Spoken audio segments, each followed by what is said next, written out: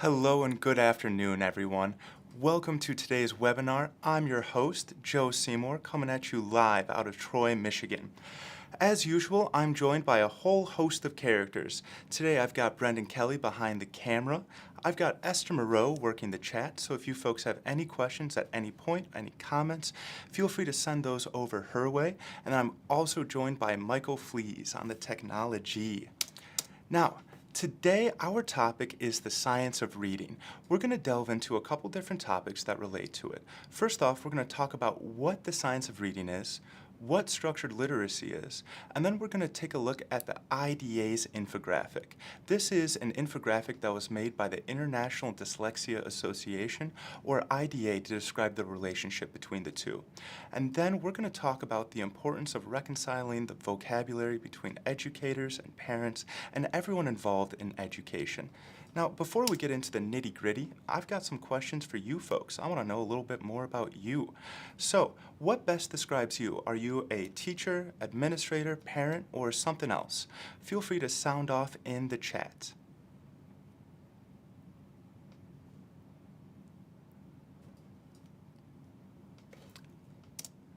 I've got another question for you folks. How did you hear about our webinar? Go ahead and select one of the options there and send that into Esther. That information helps us greatly.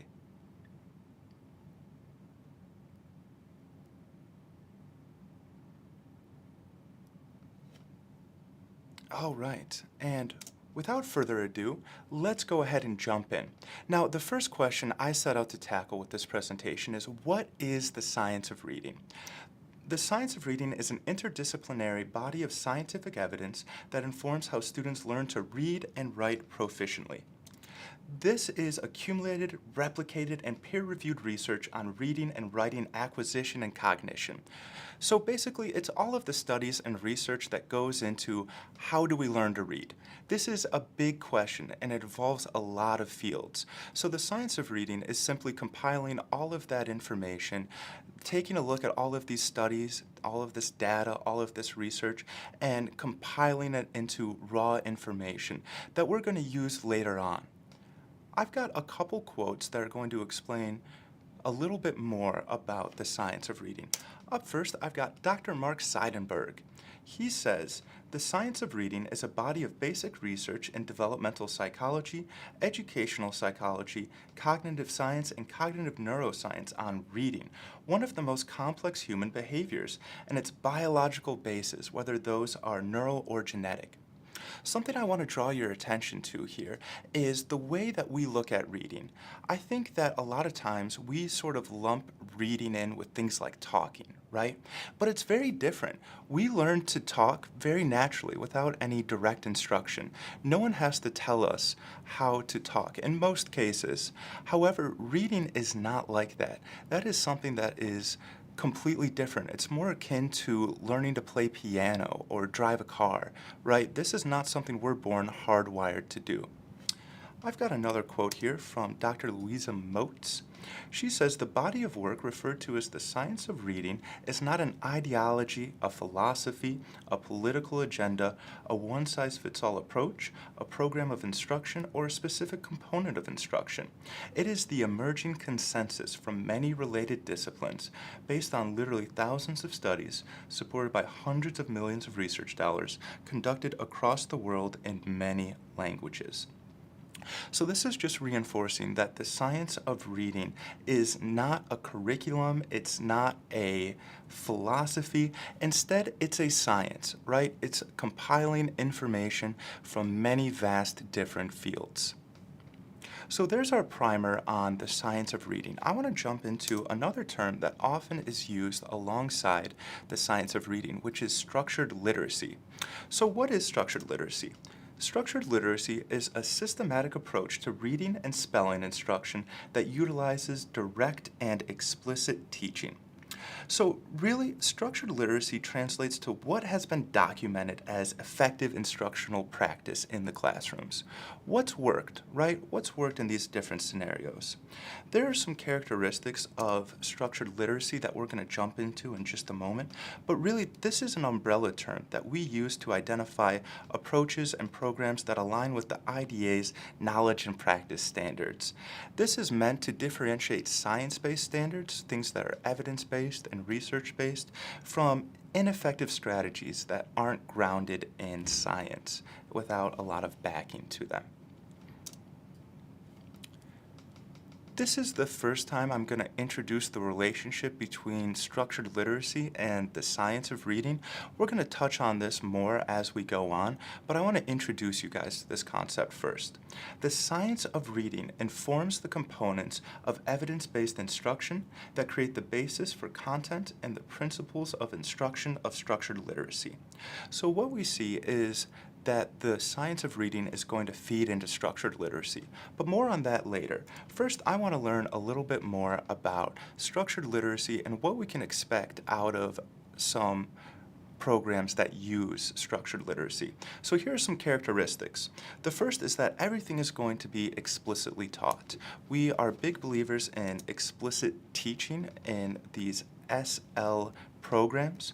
So that means that we're going to explicitly teach phonemic awareness skills along with the instruction of letter names, sounds, and formations. In order to have a holistic program, we need to include all of these things. Otherwise, it's simply not going to be as effective. We are also going to be taking a look at grapheme-phoneme relationships, and we're going to offer consistent practice, typically scaffolded practice that allows our students to achieve independence. Grapheme-phoneme relationships may be known as sum to phonics, and that is a big part of what we do here at BrainSpring. However, I would really like to emphasize that structured literacy is not just phonics. It is not phonics in isolation. Instead, we're going to be looking at a variety of other things in these SL programs, such as word meaning. We're talking about word structure, word automaticity, and reading and writing fluency at each level, whether that's sentence, paragraph, or text, with guided practice. Remember that during these structured literacy programs and implementations, we are going to be scaffolding and supporting our students as they work towards independence. And then strategies for extracting meaning through vocab and comprehension instruction. We need to have a holistic approach to reading instruction, and that means more than just phonics. We're going to be looking at things like vocab, comprehension, and addition. So I want to provide you folks with a quick little example. Let's see what it looks like when all of these cogs of structured literacy come together. I've got a passage here for you folks to read, and I'm going to give you just a few moments to read that over.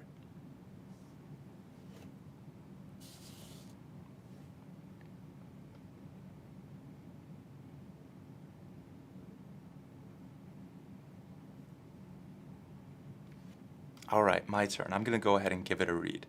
Lily had been busy with her bucket and spade for hours.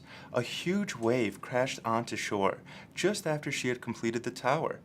On seeing that her day's work had been ruined, Lily started to cry. Now, I've got some questions for you folks at home. Feel free to sound off and respond to Esther. Where was Lily? What was she doing? And what happened to make Lily cry? As I wait to hear back from you folks at home, I want to take a minute and explain a concept in structured literacy called considerate text. A considerate text supports comprehension by including features such as the use of clear language to guide meaning selection, cohesive words to aid the integration of ideas, and enough information that's related in a logical sequence. So my next question to you folks is, do you guys think this is a considerate text?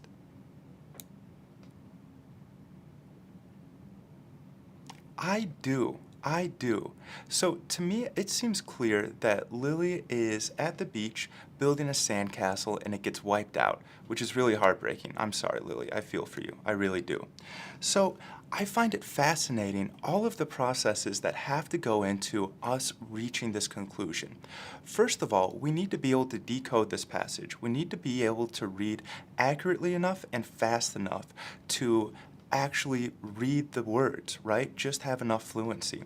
But then our comprehension aspects come into play as well. The thing that this passage really emphasizes to me is that successful comprehenders do not interpret individual words or sentences in isolation. Instead, comprehension is an active process requiring readers to retrieve and gauge the context of these words, integrate information across sentences, and then use knowledge of this text structure, evaluate their understanding, and then generate those inferences. So even though none of this is explicitly explained in the text, because we are proficient readers, we're able to glean all of these little nuggets of information from it. Now, as people move towards embracing structured literacy in their school systems, a lot of questions come up. Things like, why do we need it? Who's going to teach it? What's going to be taught? And how is it going to be taught? In order to answer these questions, the IDA, or International Dyslexia Association, recently made this infographic. You can find this infographic on their website if you want to see more or have your own copy. Now, the first question that we're striving to answer here is the who. Who needs to know this? And the answer is all teachers. All teachers need knowledge of the what and the how. They need to know about the structure of the language, and they need to be able to implement this research-based instruction as well. That applies to all tiers of instruction, whether you're a Tier 1 whole group teacher, whether you're doing intervention, whether you're working in remediation. All teachers need to have knowledge of structured literacy and able to give their kids their best shot at learning to read. Now, scooting on down, I want to look at the science of reading here. The science of reading is providing the why for structured literacy. The science of reading is quite literally the foundation for structured literacy. You can see that this is going to provide the information and the raw data that gets compiled into the core tenets of structured literacy approaches. So, the science of reading is the scientific evidence from accumulated research on reading and writing acquisition that provides the underlying basis for the content and principles of structured literacy. So we can see that structured literacy is founded on these concepts of the science of reading. Taking a look at structured literacy, let's dive into the what. What's being taught in these structured literacy programs? First off, we see that it's split into two categories: word recognition, handwriting and spelling, and then comprehension and composition. It is so crucial to have both. A hallmark of a structured literacy program is that you're going to be teaching both of these in tandem. We need to have each component flushed out and directly taught. For example, we can't teach phonics in isolation and then expect people to be proficient comprehenders. It's just not the way it works. So the beauty of this structured literacy approach is the way we weave together these critical reading skills through direct and comprehensive instruction. So we see that in the what. First of all, we see that phonemes and graphemes, that relationship, also known as phonics, is being directly taught, as well as morphemes, which is going to help our students encode and decode, read and write, while gathering meaning. We also see that vocab, sentence structure, syllable and stress patterns, all of these are going to be crucial to being a fluent reader, to reading with emotion and emphasis, and being able to glean meaning as well. So this is what's being taught in these structured literacy programs. We also see the how over on our right-hand side.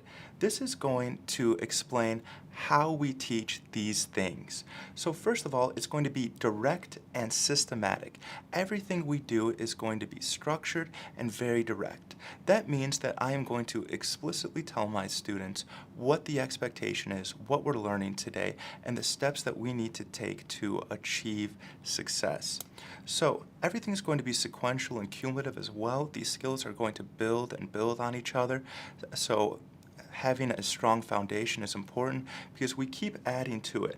It's going to be highly interactive and multimodal. These kids are going to be doing things. They're going to be engaging as many senses as possible as they practice it in situations where they're able to receive and implement this feedback, which is going to allow them to work towards independence. So this is what we can expect to see from a structured literacy program. I want to take a moment and distinguish between these two terms that we throw around a lot. Structured literacy and the science of reading are not the same. These are not the same things. The science of reading informs and creates the foundation for what is taught and how it is taught in structured literacy approaches. While structured literacy is an approach to literacy instruction, it is not a program. It is not a program. Instead, these are core tenets and beliefs that we can see in a lot of different curriculums and different programs. However, it itself is not a program. You're not going to say, oh, I'm doing structured literacy lesson 14 today. That's just not quite how it works. So I just want to take a moment and reinforce that the science of reading feeds into structured literacy and creates the foundation for these different pillars that different curriculums like ours tend to utilize.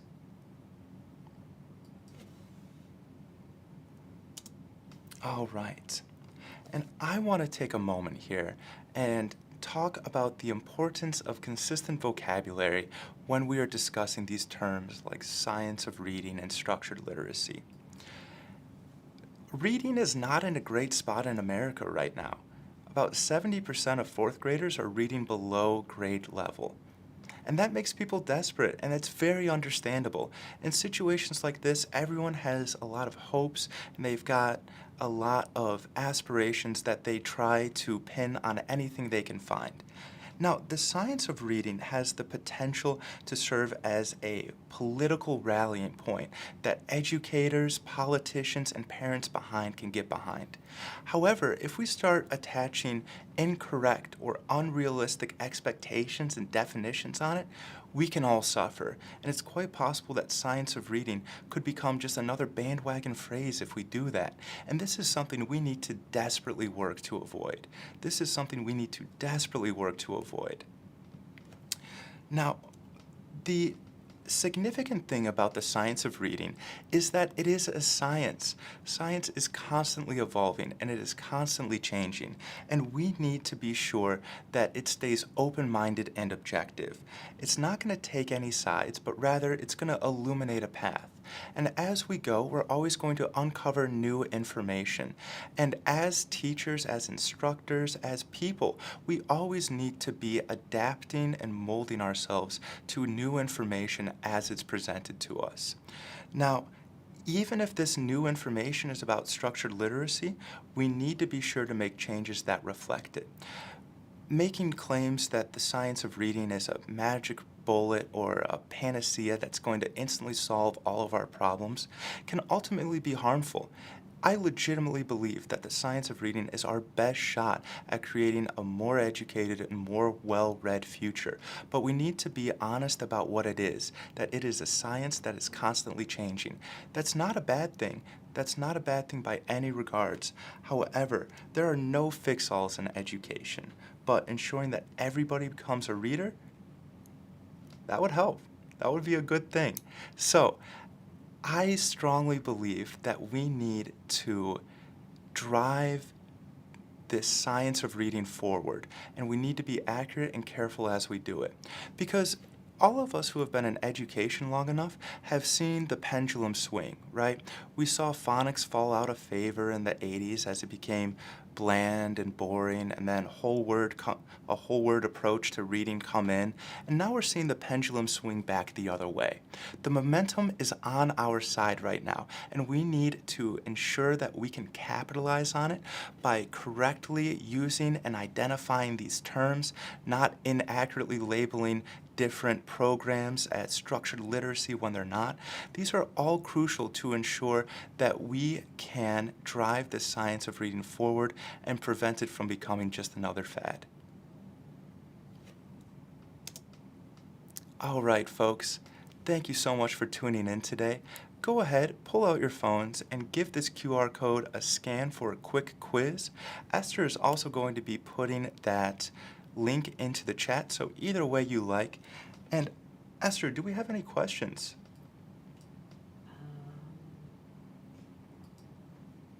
Let's see. We don't have any specific questions. We do have a comment from Kate. She says, yes, but people still think it's a bandwagon no matter how much we share research with them. It's frustrating. Yep, we're trying. We're trying. I'm Yes. doing my part. Yes, Absolutely. and the Absolutely. pendulum, yes, we can't always stop the pendulum, can we? No, we can't. No, we Okay. can't. But the best way we can control public perception is by being accurate and faithful with our definitions and classifications. Well, I would like to thank you folks once more for tuning in to this broadcast. It's been a pleasure, and I hope you guys all have a lovely rest of your evening.